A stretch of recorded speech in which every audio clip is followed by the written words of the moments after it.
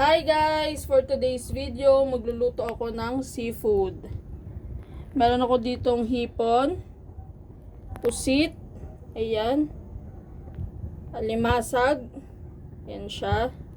Meron ako ditong alupiang dagat. Sa mga hindi pa nakakatikim ng alupiang dagat, parang lasa lang din siyang hipon na may pagkaalimasag. Ayan. Tapos meron akong tahong.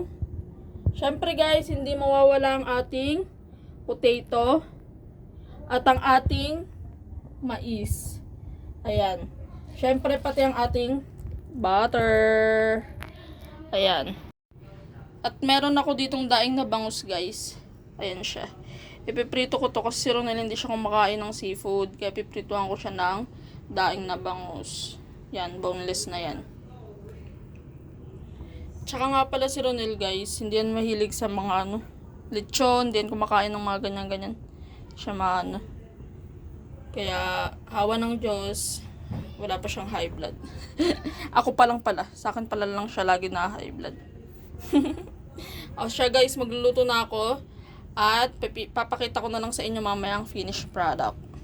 Thank you guys! Ito na guys, luto na ang aming seafood. Ayan. For today's gabihan. Hindi na makita dyan yung pusit kasi sobrang cute. Nga pala guys, yung pagkaluto ko nito, pinakuluan ko lahat yan sa Sprite. Tapos hanggat sa nasipsip na siya, sa kabilang kawali naman, nagisa ako ng bawang sa may butter. Tapos nung medyo sip-sip na yung sabaw, nilagay ko na dito yung bawang, tapos yung butter.